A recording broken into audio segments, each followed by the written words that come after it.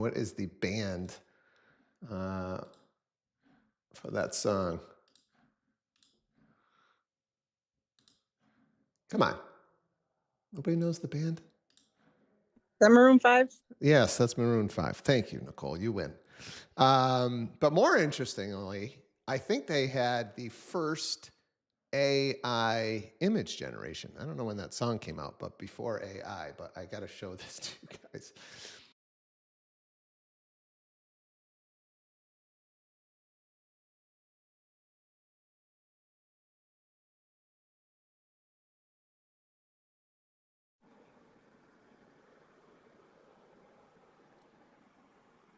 I lost your audio when you started sharing that, Steve.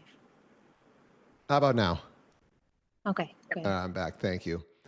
So their album was called Hands All Over, if you didn't know that. And it is like one of those initial AI images where there's just too many hands. I just thought that was funny. I hope others see the humor. How's everybody doing? I don't know if that went over as well as it made me laugh. But how are we doing out there? Okay, a couple of laughs. Nicole got a laugh. Thank you.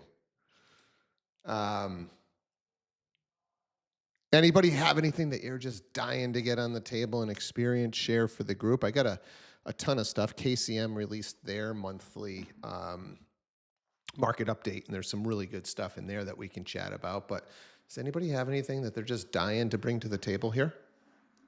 Something that happened on one of your deals, a good experience share?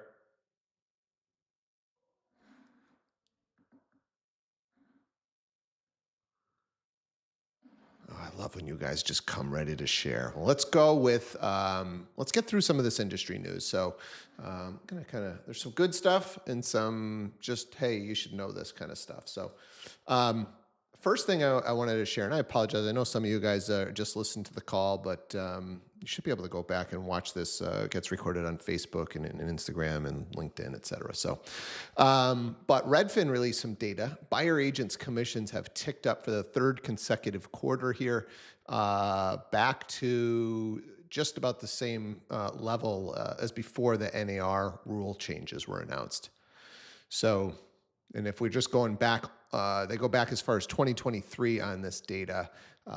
They had buyer agent commissions on average, and this is Redfin data taken from the MLSs of the MLSs that they participate in. 2.51% Q1 of 2023. It was down to 2.43% on average when NAR released their changes. It dropped to as much as 2.36%. And we are back to 2.43%. So I think it's just kind of good to know what's going on in your markets. Obviously, this has a lot to do with the markets, right? I mean, when it changes from a seller's market to a buyer's market, like most of the country is in, obviously a lot easier to negotiate and ask for different seller concessions. So some interesting stuff there.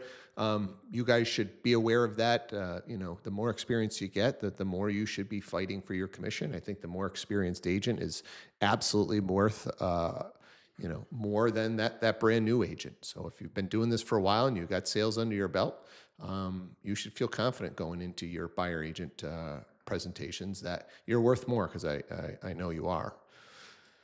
Some additional good news for agents. This source is from Google Trends. Home buyer search terms reached a 2-year high. So this is like, Googling homes for sale or home for sale were the two terms that they looked at. So higher than August 3rd of 2023. So 2 years later. So the buyers are definitely, lingering. When you combine that with a little bit of what's going on the market with the rates, I think you are seeing, some pent up demand for sure.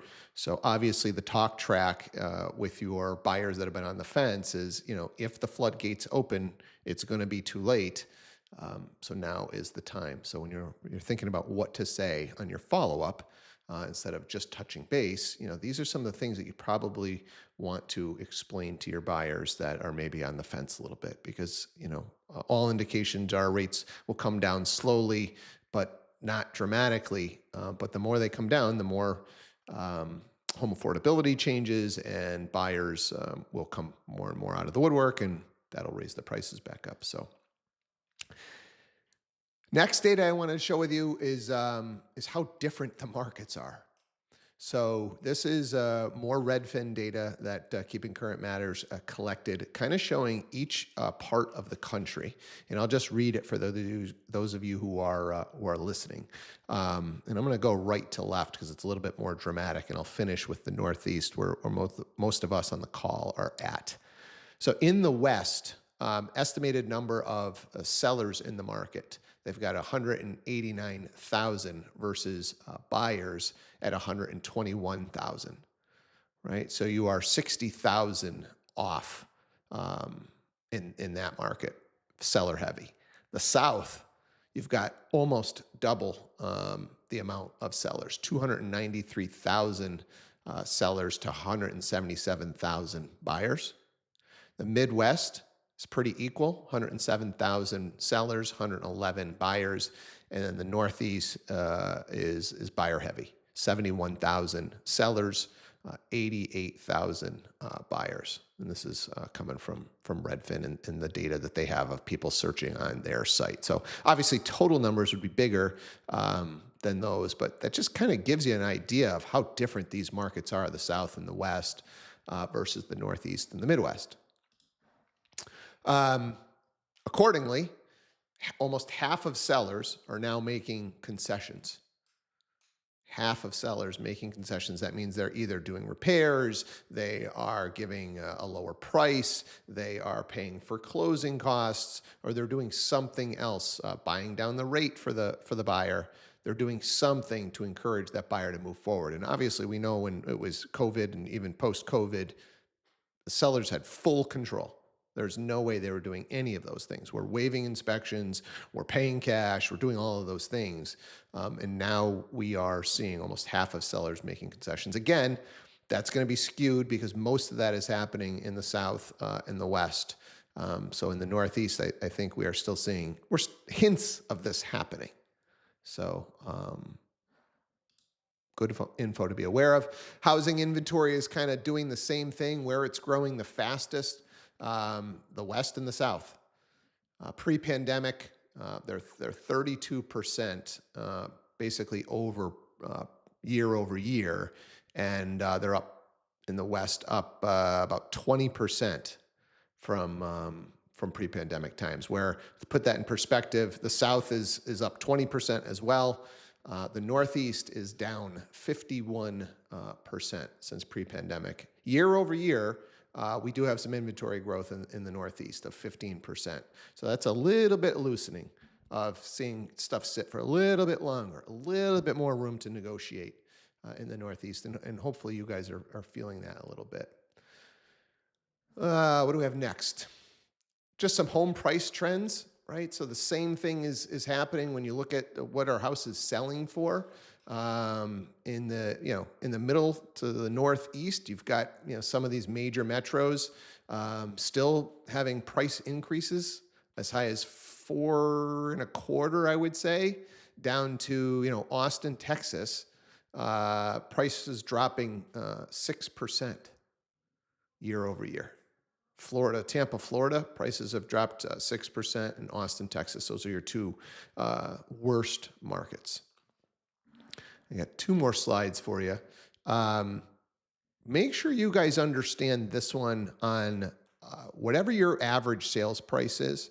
Know how much a change in the rate is going to affect your buyer's payments. So the slide I've got on the screen is just talking $400,000 home loan amount. All right. And the difference from going from 7 to 6.75 is about $66. And from 7 down to 650 is $132. So if it goes from 7 down to 6, you're probably talking $260 a month in the $400,000 loan amount. So the buying power, increases significantly. So know your numbers in your average sales price points, and then these are the conversations, obviously, to be having with your buyers. Oh, and that was our last one that we've already done. So anybody have any questions on kind of some of this data that's coming out from a bunch of different sources, but a lot of Redfin data this month? Anybody seeing something in their local market that just is different than this or that you want to talk about?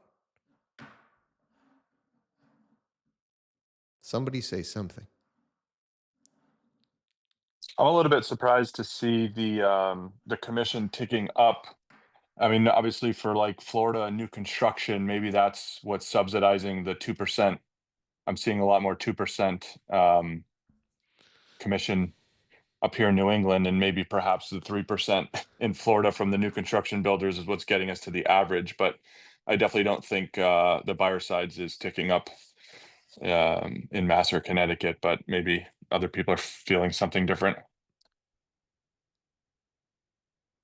Yeah, I think you're going to see it along just like what you're seeing with wherever the seller concessions are changing, wherever it's a buyer heavy market, right, where buyers start to get in control, which we are not there yet in the Northeast. I think this follows along, just like sellers are willing to pay closing costs, sellers are willing to pay the buyer's agent and paying them a little bit more healthily. So I think those are the types of things when we're still in a competitive market, it's tougher to get a higher commission on the buy side. Right. And likewise, like I've always thought was like the comp is pretty weird in our industry, right? You can work for 6 months with somebody and get paid absolutely nothing, and nobody ever sees that part of our job. And then you can show one house and get paid very healthily, right? And so is that the right comp model, right? When stuff is just flying off the shelf, do you deserve a high commission? Or do you deserve a higher commission when you're having to work longer, which is in these markets, right? You're having to show more houses.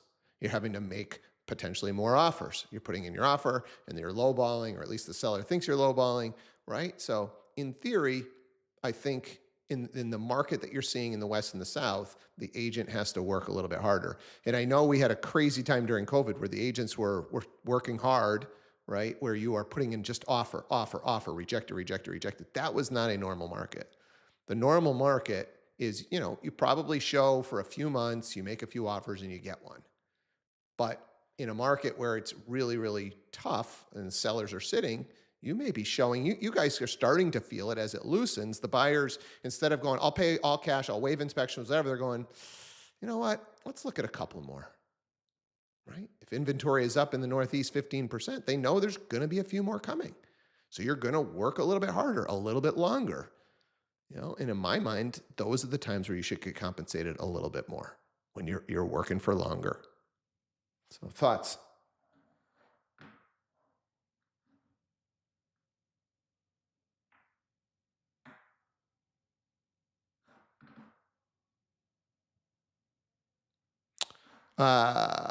Do we have Dan on?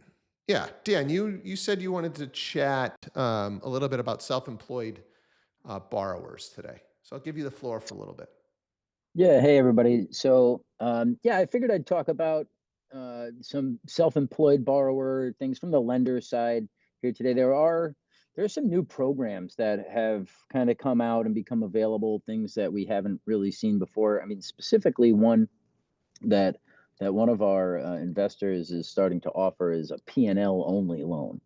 So um, basically, instead of the borrower or the buyer providing their business tax returns for the last couple of years, we can look to analyze their income based on their profit and loss statement instead. So it does have to be, legit profit and loss statement prepared by their actual third party tax preparer, licensed CPA. It can't just be, they filed their taxes and write their own CPL themselves, but or their own P&L themselves. But that's something new that we hadn't really seen before. We do have the other type of non-QM programs that we've talked about here before, like the bank statement loans. Bank statement loans are really good for self-employed buyers. Basically, we can look in there instead of, again, going into their taxes, because that's the biggest thing. A lot of people who run their businesses try to manage everything to limit their tax exposure, limit their income on there, which then hurts their buying power. So these are alternatives for those type of people to show their income in a different way. So bank statement loans, we would get either 12 or 24 months of bank statements for them, and we're going to average their deposits in their business bank statement over that time frame. So, they take it all. If they had, $200,000 in deposits over the course of a year, then we're going to, divide that up. That's, $16,000 and almost $17,000 a month in qualifying income for that person. Now, on their taxes, you might look at it and they wrote off $150,000 worth of that revenue. But with this type of program, you can qualify them off that full amount that they're actually receiving. So I'll be honest, I haven't done the P&L only program yet. It's something that just very recently came out, but I've got all the guidelines for it. It is with investors that we are already signed up for and broker loans to. So it's something that we could offer. They do need to have 20% down. Minimum credit score is going to be a 660 for that. But we can do, 1 to 4 unit properties. They can buy condos. They can get, loan amounts up to $2.5 million. Dan, what's the time frame on that P&L? So it's a 12 or 24-month P&L program. So they're either going to look at it over a 12 or 24-month period. I'm sure it changes probably the pricing or certain ways that the loan qualifies, but they look at it over one of those 2 timeframes. And the rates, to be honest, aren't all that different than your standard conventional conforming loan rates. If we look at, today's average rate, 6.5% for your standard 30-year fix, 6.58 today, which, if we compare that to just 3 months ago, we were at a 6 point, let's see here in May, we were up in, around 6.93 average rate. So we're going in the right direction, and hopefully that continues. But again, if we're around in the mid 6s on these conventional programs, these non-QM programs now, we are in say the mid 7s. So the pricing is not all that bad, and especially when you look at it from self-employed buyers' point of view, really sometimes it's the only option that they have if they they write off their taxes the way that they do. I have had clients that I work with where we look at their taxes and we give them a plan and say, hey, if for you to be able to qualify, say for somebody who isn't going to qualify for a program like this, because you have to have 20% down, right? So if it is an FHA, someone who needs an FHA loan and is self-employed, they're going to, for that person, look at their tax return income over 2 years. So if you have someone with kind of mediocre credit, needs to do a minimal down payment, is self-employed, we're going to have to look at it over a 2-year period for that type of person.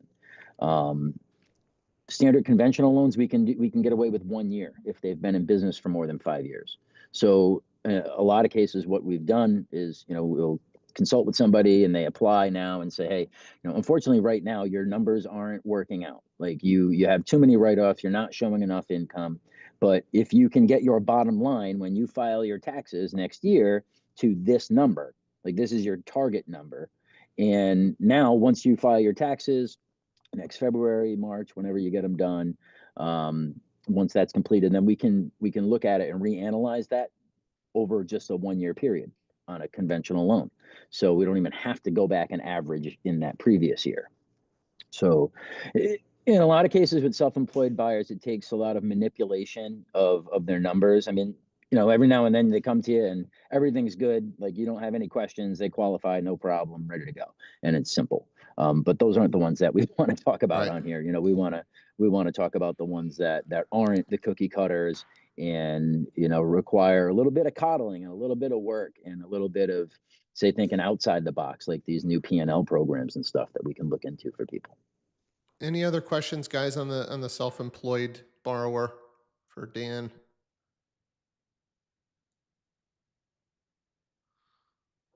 All right, who else has got something? What's happened over the past week in real estate for you guys? Who's got a good experience share? Something happened on a transaction with one of your clients.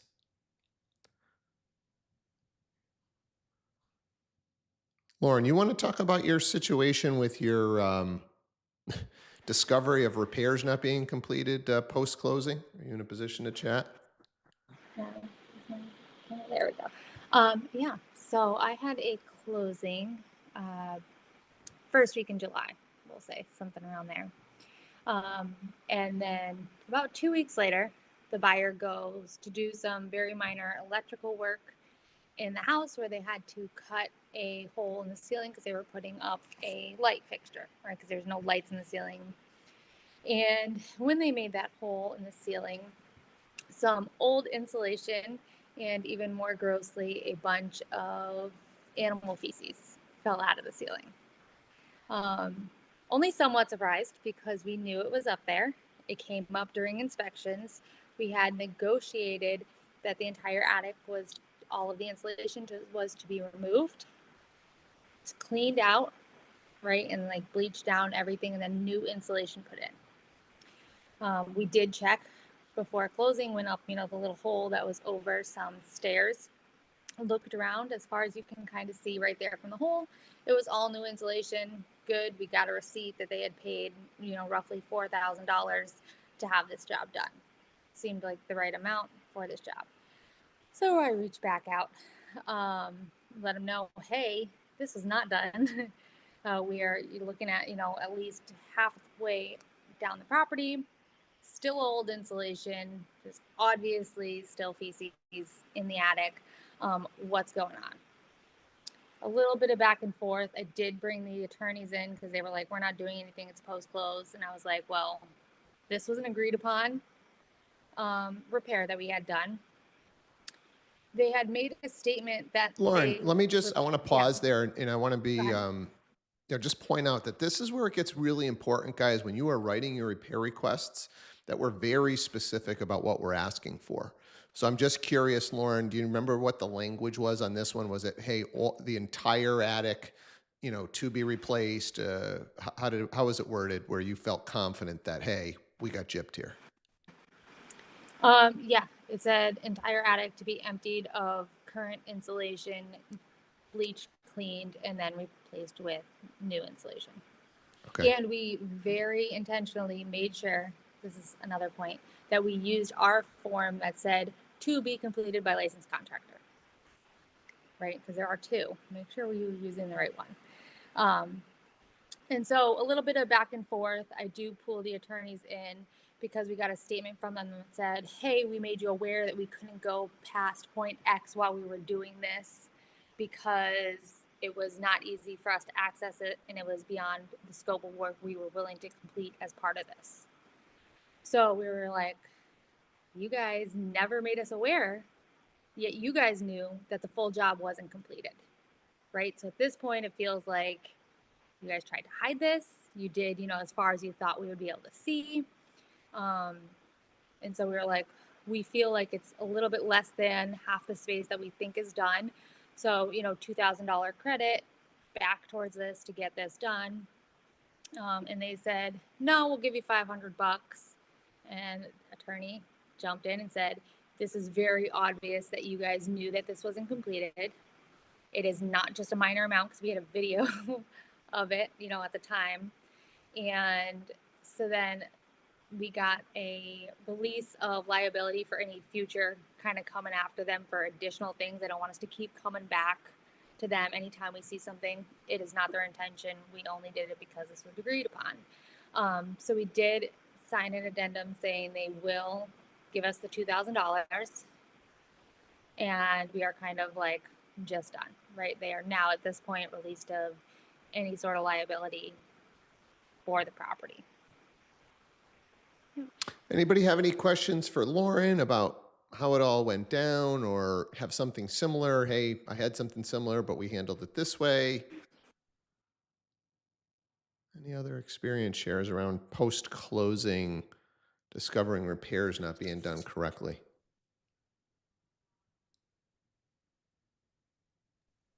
I'm just wondering what kind of trouble the listing agent could get into for not disclosing that, knowing that it was supposed to be fixed. I don't know that the list agent knew. Oh, I okay. don't know if it was just a conversation between the contractor who was at the property and the sellers, but then it was forwarded to us afterwards. So. Anybody else have something similar? Adam. Yeah, just on the insulation point, for those older homes that have vermiculite in the attic, it's very common for a buyer to request that it be removed. But I've seen situations where the agent does not ask for part of that process to be re-insulation. So that could be a huge issue because you're just kind of thinking short term, okay, let's get it removed. They come and remove it, and now your buyers are sitting there with you know, a uninsulated attic, and now you've got to spend a few $1,000s to get that. So just in the rare cases that comes up here in New England, just make sure it's both removal of the old stuff and re-insulation. Yeah, great point. And this is the fine wording. You know, we're not just throwing repair requests together. You know, have somebody take a look at it. Make sure maybe you're getting the attorney involved in the review process of the actual repair request that you're writing. But the words do matter on this. Throw it into ChatGPT. Hey, do you have any other suggestions for me on what I might want to include? Yeah, I actually just had another transaction with vermiculite. I had a listing. We had vermiculite in the attic. We had one offer on it. They backed out due to this vermiculite in the attic. And then we were very open. I was telling everybody before they were even considering putting an offer in. And actually, the winning offer the second time, because the remediation cost was close to like $14,000 to have it removed and re-insulated. The winning offer came in with an addendum saying they cannot ask and cannot terminate regarding the vermiculite in any way. Right? They were made aware of it, so they could come in and ask for other repairs after. But if they were coming in at or potentially below list price, we weren't touching the vermiculite. So Yeah, and the I negotiations love that happened there. Yeah, I love that strategy too, guys. I know my brother's mentioned this a couple of times with regards to just being very clear when you are presenting your offer that you are aware of certain things that are wrong with the property, and going as far as to putting an addendum saying, hey, we realize it needs a new roof. We realize it needs a new furnace. We realize it needs a new hot water heater. We'd still like to do inspections, but we're not going to be coming back and asking for those things. Right? If I'm the listing agent and I've got that offer versus somebody else who's just doing for informational purposes only, I like the offer that says, hey, look, we're aware, we're educated buyers here, right? We understand what we are buying, and we're not going to be backing out for those reasons. I mean, does it guarantee that the deal's going through? No, but it's pretty rare that you see offers that have that kind of language, and I definitely think it gives you a leg up. That is a professional agent that really is trying to show, hey, look, yeah, they want to inspect, but we're aware of the big stuff. We've already looked at it.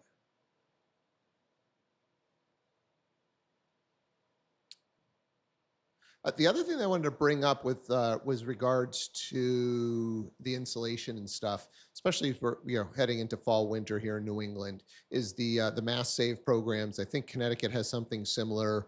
Anybody have an experience share around that? Anybody do it on their own home recently or have a client do it? It's such a great program, super cheap to get. You know, windows and door drafts sealed, insulation installed, furnaces upgraded. Anybody have any comments around that? If you're not aware of how these programs work, that's definitely something that you want to be aware of. And this is something that you want to be talking to your clients about. And I don't believe there's a cost. Can anybody confirm that? There's no cost to have them come out and take a look? Adam? There's a cost for the consultation is, yep, can you hear me? Yep. Hello? Okay. Yeah. There's definitely no cost for the consultation. They'll come out, they'll usually throw you some free light bulbs, a couple power strips. You get a couple goodies, and then they'll write up an estimate for you, and they'll typically give you an idea. I know year after year it gets worse and worse because the subsidies are going away. But the last time I did installation, it was a 90% coverage. 90% of the installation cost was covered by Mass Save. So whatever, a $10,000 job, you're talking $1,000 out of pocket, $9,000 instant savings from Mass Save. They do other programs too that are not as attractive, but they'll offer 0% loans. So if you need a new heating system, you need windows, maybe doors, you can apply for their 0%. I don't know what the loan duration is, but pretty attractive financing, so you can help ease some of those costs. So great program. The only requirement is I believe you have to have a Eversource account for 30 days, or I believe National Grid does it too. I'm not positive. I know for sure you cannot do it in Westfield and Holyoke or any municipal programs, but as long as you've had a bill for 30 days, that's what they need to kind of generate the initial appointment. So if you like just moved in, you might have to wait 30 days. Anybody else want to share any other info around the program?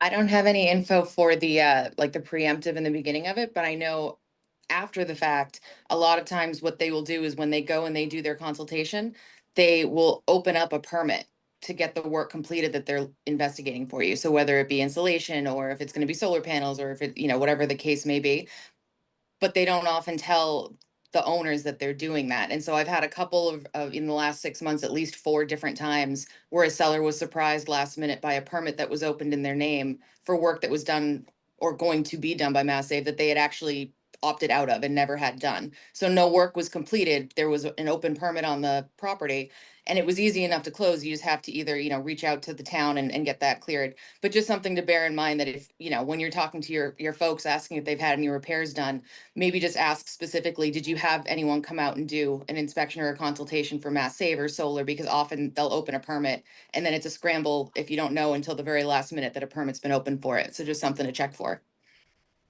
Well, thank you, Attorney Sheehan. I didn't even know you Also, were on. just a brief aside. I've got Zoom user here. I didn't know you were with us this morning. I am. I don't know why it wasn't letting me in on my regular laptop, so I'm doing it through my phone. Okay, all right. You said Also, you had, just a yes. note on Lauren's file, both of the vermiculite and also the feces in the attic, she handled both of those perfectly because I was on both ends of those deals and she could not have handled that better. Her wording was exact, her representations and the way she showed everything was on point, and she made it very easy to get her clients what they needed because she had handled it correctly right from the very beginning. Thank you. Yeah, I mean, documentation up front and getting stuff in writing, whether it's emails or signed addendums, it just makes it so much easier if there's issues down the road. And sometimes we're rushing and it's going to be no big deal, but it can turn into a big deal. There's little things like this that come up, so just dot your I's, cross your T's on this stuff. Lauren, I'm just curious, do you know if in our process, do we provide the Mass Save info? This is in my mind, such a great reach out post-closing, 30 days after. Hey, wanted to make sure you guys were aware. Worst case, they come out and say, man, your house is perfect. But best case is, you're getting an upgraded shower head, you're getting some upgraded light bulbs, maybe you're getting some better insulation. Do we have this as We an definitely email? don't have it as a template anywhere right now. I'd have to check. I don't think it's on like the TC post-closing task list, but we can easily get it into there. Yeah, we should talk. This should definitely be something, and we should be reminding our agents 30 days post-close. They should be touching base anyway. But if it's an Eversource account, we should definitely be doing this. So let's chat about that offline. Anybody want to talk to the National Grid process? Does anybody know if it's any different or how it might be different?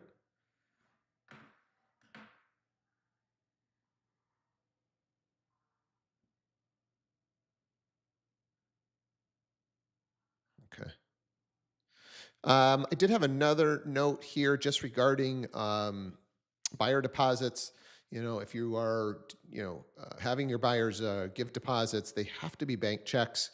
I have a couple of attorneys just pinging me to say a reminder that we're still getting personal checks. Like, You got to do bank checks. This stuff has to, the personal checks don't necessarily clear the banks. I know it sounds crazy, but within 30 days.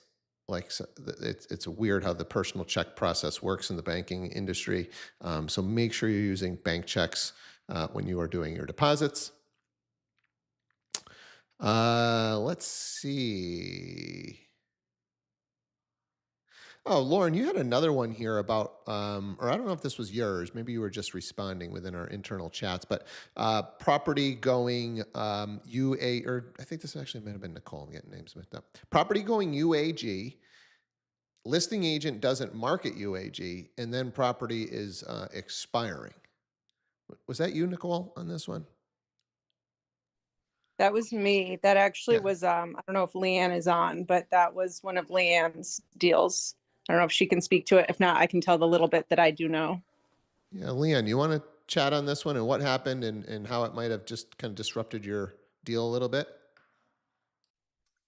I can, yeah, that didn't particularly disrupt the deal. It actually, we terminated the deal last night. But yeah, it was just really strange to me because here we are, like two full weeks into the deal, and I've heard that people wait till after inspection to market contingent just in case or whatever. But here we are, we're past that, and it still wasn't marked contingent. And yesterday I went on to go look at it and I couldn't find it, so I pulled up something else and I found it, and it was expired. So he never marked it, and the whole situation has been very weird. It even like everybody on, like from attorney to transaction coordinator, we all had our backs up on this one. We all, like, our spidey senses were tingling. And so we really feel like it's for the best that it didn't end up going forward, for repair request reasons. But I think yeah, it's just it something was just really, important that you guys should be checking, because I don't know if it was last week or 2 weeks ago that we talked about it. If that property stays UAG, I mean, in the MLSs, I think most of them, it's 24 hours from signed contracts that they have to put these properties under agreement, right? And why do you care? Well, you care because if it continues to be active and they continue to get requests and potentially even continue to show the property, and now an offer comes in and it gets presented and it's better than yours and the seller wants it, right? We could run into a problem. Are you going to lose the deal? I don't know, but it could just cause problems. So I think it is a good practice if you're on the buy side and you know you've got a property that's under contract, after 24 hours, check the MLS, notify the listing agent if it has not been put under. Hey, I noticed that this property wasn't put under. So I don't know if anybody else has gotten any other thoughts or how you guys are handling this. Are you not even checking and you're just hoping? We'd love to hear from some of the more experienced agents what you guys are doing. Hey, I'm so busy that I don't even look. Or you know what? No, I do check, or I only check if I know the other agent may be inexperienced. Somebody talk to me. What are we doing?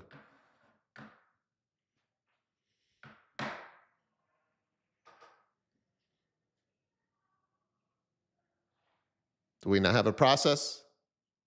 Hey, I don't have a process on this is fine too. I'm just curious. What are we doing in practice? I check, it's funny because I check all the time, but me being nice, I was making like allowances in my brain of why it was like, at first I was like, okay, he's waiting for the deposit. Okay, now he has a deposit check. So now I'm checking again and it still hasn't gone. I'm like, okay, maybe he's waiting for the inspection date, because it's an FHA loan and, he's being lazy and can't be bothered. And then yesterday I was like, okay, it definitely should be like CTG at the very least right now. And it wasn't, and it was expired. And that's when I started like talking to the team about it and figuring out, is this going to affect the deal? So do you know if it like would affect the deal as No, being expired, at the end of the really. day, if it like, let's say you accepted something the day before property was due to expire in the MLS, and you legitimately just forgot to mark it, and the property expired.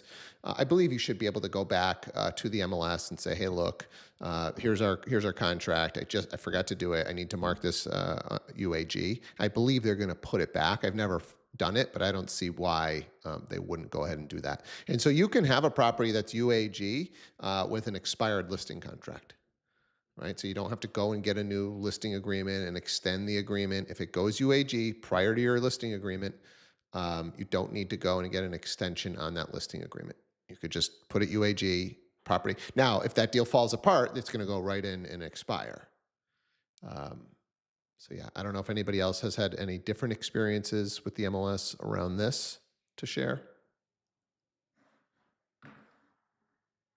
But yeah, it really shouldn't affect your deal.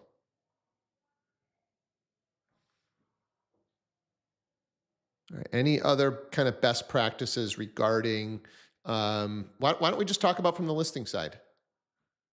What are you doing on the listing side? When are you putting these things under?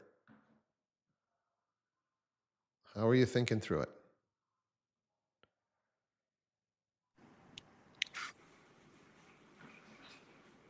Contingent when you get that first deposit, wait for through inspections, and then UAG after inspections and purchase and sale are signed is how I would do mine. With the contingent, do they allow you to say what it's contingent on? Yes, and Yeah. there's lots of different options. Lots of options, yeah. Okay. Yep. Inspections, waiting on purchase and sale are usually the two I pick from, but there's several different options there. Is that, at least in Massachusetts, is that kind of what everybody's doing? We're going contingent and then UAG? Anybody just going right to UAG? I do it the same way Lauren does. Okay. Anybody else want to chime in?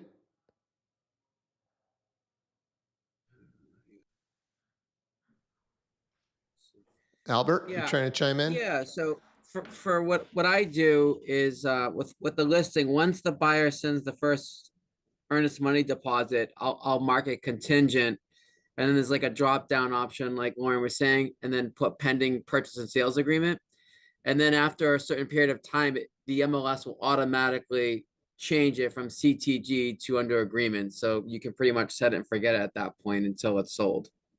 Okay. All right. I didn't realize that. All right. So I wonder if it depends on which contingency you pick, on how long it takes to just auto go. Does anybody know? Molly or Lauren, if you guys are paying attention to that, have you always then gone and moved it to UAG? Has it just moved automatically? I've always gone and moved it. I'm looking up right now if there's specific ones. Rules. Okay. Yeah, I've always done it manually. I think it's a set day. One time I did have like the PNS take an obscenely long amount of time, and it automatically happened before I moved it, which like not a big deal, but just something to keep in mind if you do have like a purchase and sale that's lingering. It can just auto move. Yeah. That's interesting that Yeah. it auto moves like that.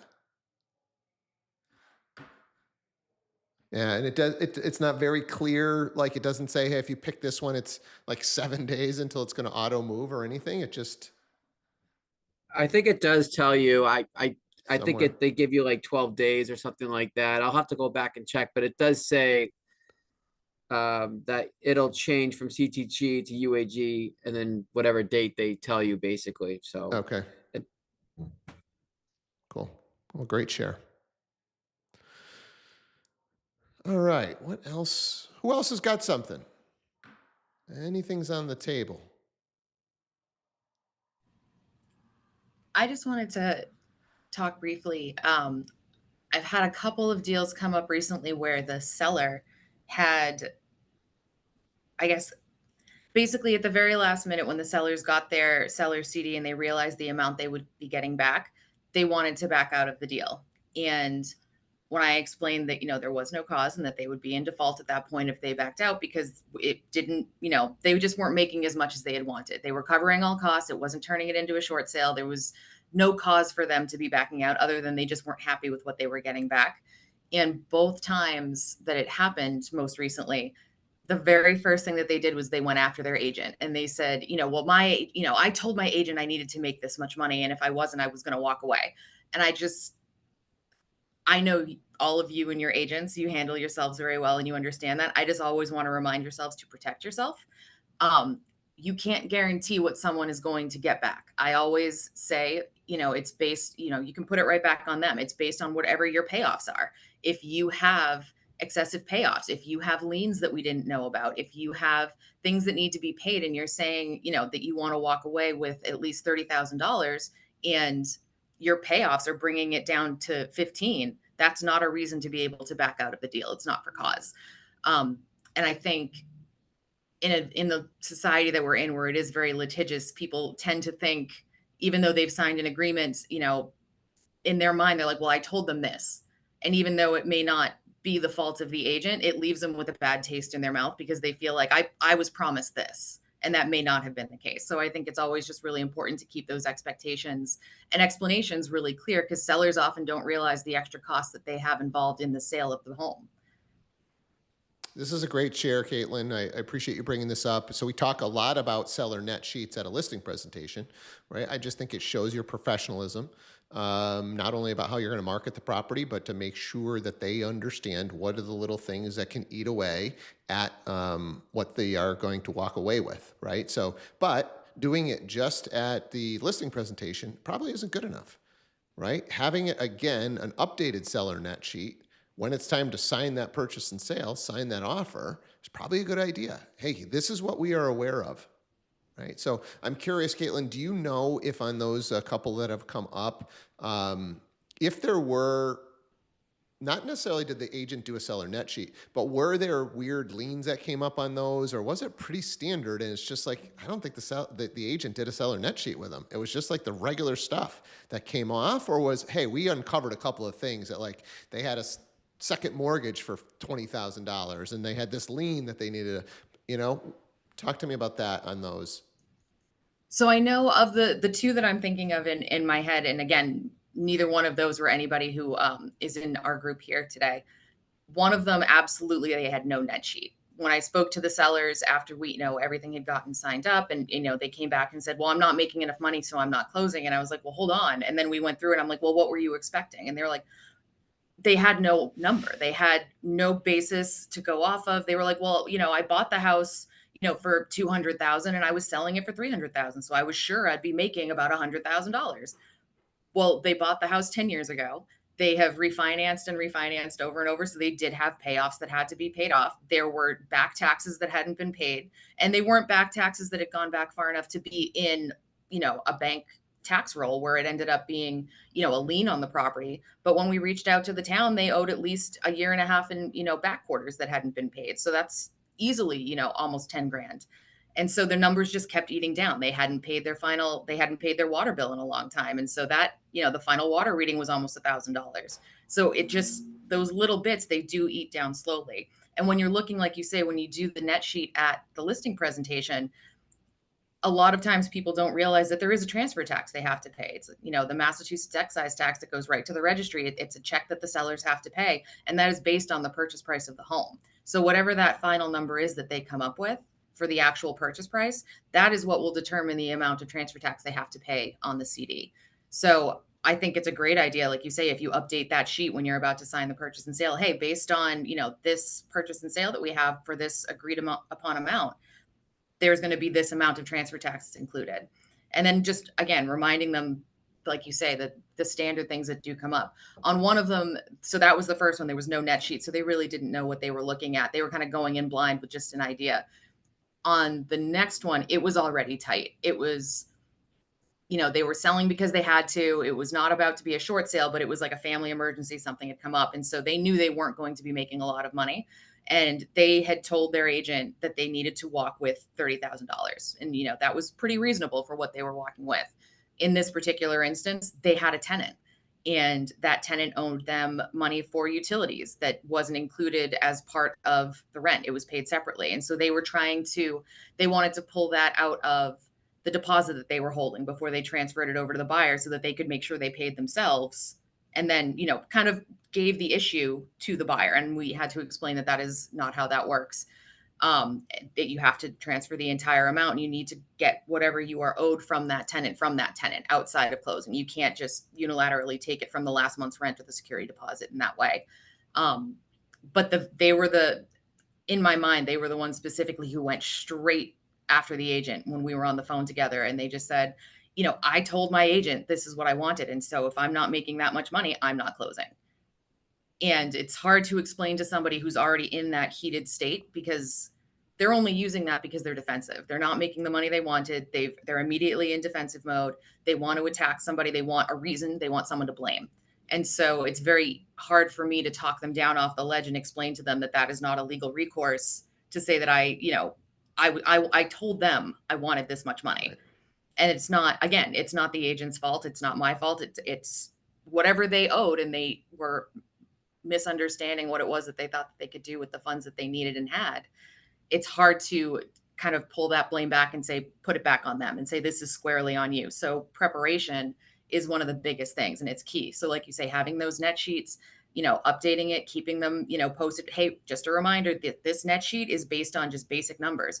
If you have outstanding liens, if you have a tax lien for IRS and they lien your home, you may think that that's completely separate, but if they've put a lien on the house because you didn't pay your IRS, like your income taxes, that is something that's going to have to get paid at closing, and it's going to affect your bottom line.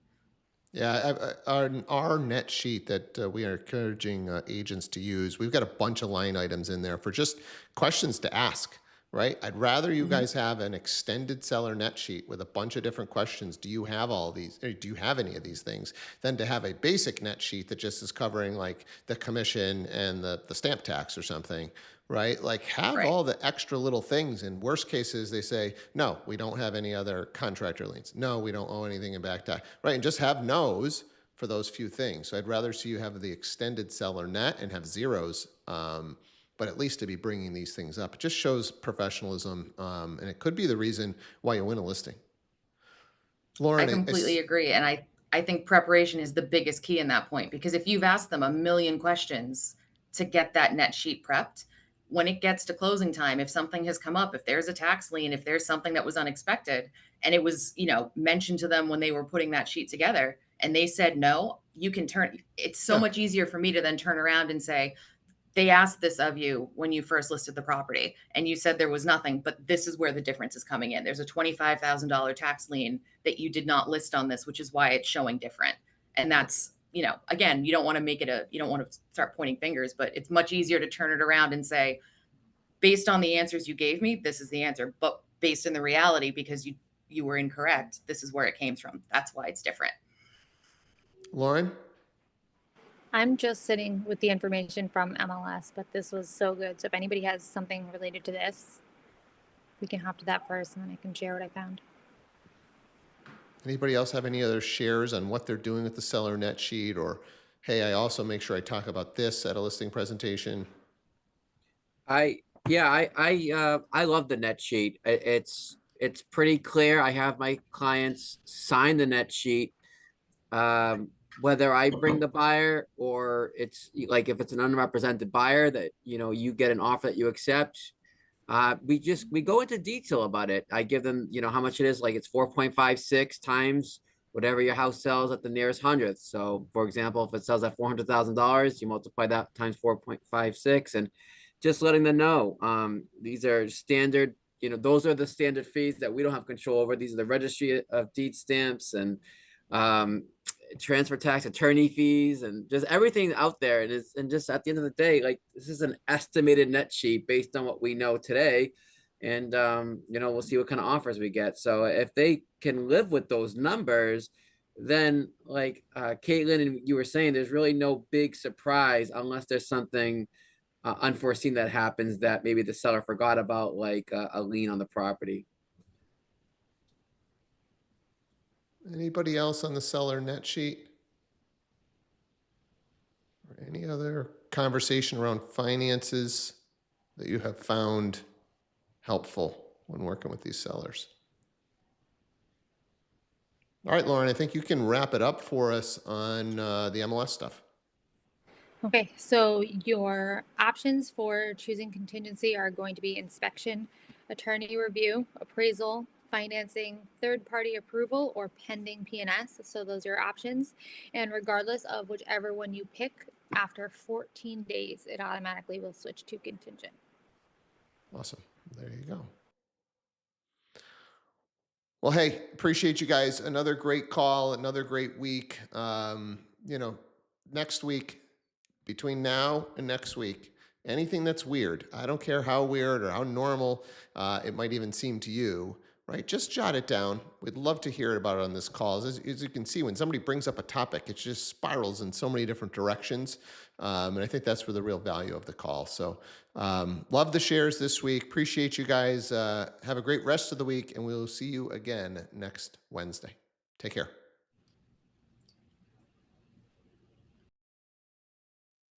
Thanks, Steve.